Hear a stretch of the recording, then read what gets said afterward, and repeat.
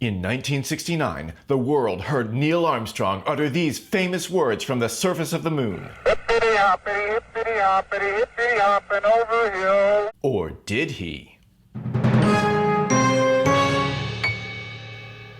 You know what conspiracy theorists love? Narratives. Narrative. Narrative. Narrative.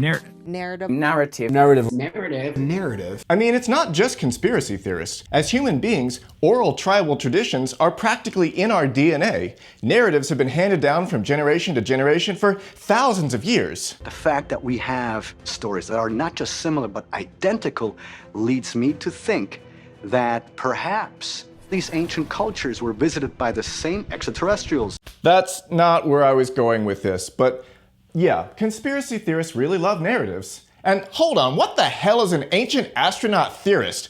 Can I get a degree in that? I picked the wrong college major. If you think about it, every conspiracy theory itself is a narrative. It's a story about how an evil cabal of dark, shadowy overlords has a sinister plot, but a brave group of rebels is fighting back with the help of some adorable teddy bears. And if you were being cynical, you might say that the average conspiracy theory has such a big narrative to compensate for a very tiny body of supporting evidence. But let's not be cynical. We'll take a fair and balanced look at the story of how NASA and Stanley Kubrick pulled off the biggest hoax in the solar system. Like any good blockbuster, this one has some big-name stars in the cast. Richard Nixon, President of the United States, was behind it all. We know he was a dirty old man. Tricky Dick was all hot and bothered to shoot his wad to the moon, but he just couldn't get it up. It was a bad case of projectile dysfunction, and he was just gonna have to fake it. Because back in '61, President Kennedy promised they'd get to the moon by the end of the decade, and now it was 69, dudes! Now, we couldn't have Dick hire just anyone to direct his naughty film, like some anonymous military contractor who's already sworn to secrecy. That would make way too much sense and wouldn't make a very good story. We need some name recognition here, so that when the average Joe hears this theory, he'll be like,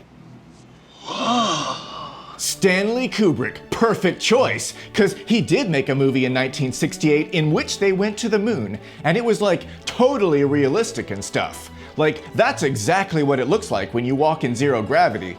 And you know, between working for 5 years on 2001: Space Odyssey and then working on his next film, A Clockwork Orange, he had plenty of spare time to pull off the most realistic hoax ever in perfect secrecy without anyone ever wondering where he was disappearing to. But let's not get hung up on pesky details like facts and logic. As a narrative, this is a pretty good story. It's got intrigue, secrecy, excitement. I'm gonna give it a B+ for creativity. But in terms of, reality, just how plausible is it? Good rhetorical question. Why, thank you. You're welcome. We should stop now. Anytime. Stop that! Whoa!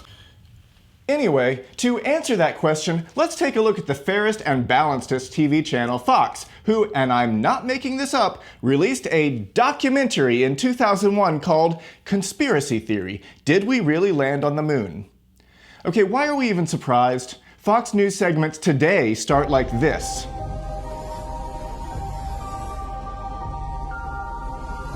They've come such a long way. Alright, the only way to get to the bottom of this mystery is to strap in and watch all 47 painful minutes of this documentary. Oh God. No! No! God, make it stop! Make it stop! Stop!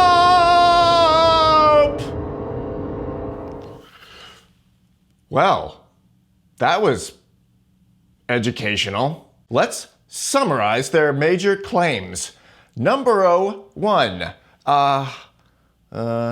They didn't really make any claims. See, they were just asking questions, and there's nothing wrong with asking questions, right? And then not bothering to answer them, and then based on not having answers that you didn't bother to find out, jumping to massive assumptions and sweeping conclusions. That's all perfectly reasonable, right? Fox asked hard-hitting questions like, isn't the Van Allen belt radiation too deadly to pass through? No. Why are there no stars in these photographs of space? Overexposure.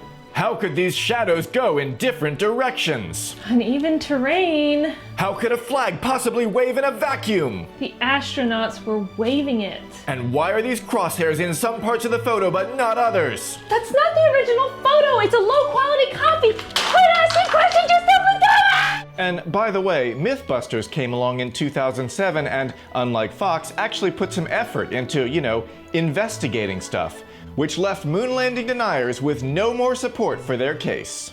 Although our moon landing episode is used by moon landing deniers to support their case. Oh, really? Yeah, but our little model of the moon looks so accurate. They're like, look how well they did. Clearly, artisans concocted a fake moon landing. And then, I think everyone pretty much got tired of the whole fake moon landing thing and found better and more constructive uses of their time. That is until 2015, when this earth-shattering or moon-shattering or whatever interview with Stanley Kubrick was unearthed or unmooned or something by one T. Patrick Murray, who claims that he secretly filmed Kubrick in May 1999, which is only 2 months after Kubrick died, so that's like totally plausible. And in this interview, Stanley made this shocking revelation. The rumors were true. The moon landings were fake. Why? Because it is impossible to get to the moon. But I got my hands on an uncut version so we can also hear the interviewer, Tim Patrick Murray, and his questions seem just a tad leading. Tell me a story. As in, not questions at all. This is where you're going to tell the story of Nixon and his men coming to you. And try to give it details. The right. little ones as they come up. Okay, and action. Yeah, if you haven't guessed already, it's a mockumentary, not an interview. And that's not Stanley, it's Tom, an actor playing the part, or trying to, because apparently Tim Patrick Murray didn't give him a script and then just yells at him the whole time for not knowing what to say. Like, start with details. It's so easy. It's just child's play. right. Just do it. Okay, Tom, I'm just giving you a direction. Drink your drink while you drink your drink while you tell the story. All right, Okay, all right. you're repeating it in a storytelling way. All right. So I go to this whore. No, it's simple though. Okay, ready? So Nixon. If you keep making it up. I'm not making it up. It's the plausible reason. All right, Tim. It's not even a. Why would you lie about this, Tom? Why? Well, I don't know, Tim. Is it because you're a liar or just a terrible filmmaker? I know if I was Tom, I'd be ready to punch you in the mouth. All right, here we are at the end of the show where I'm supposed to impart some kind of lesson or moral or something. Oh, help me out, Space Lady. What have we learned today? Because you're a primitive storytelling species, you find narratives more compelling than facts. When it comes to logic, you're all f***ed. Thanks. That was depressing, but true. Oh, but one more lesson. This T. Patrick Murray guy is a real dick. Hit subscribe while you drink your drink. It's just child's play. Just do it. Hey, don't throw it at me. Stop!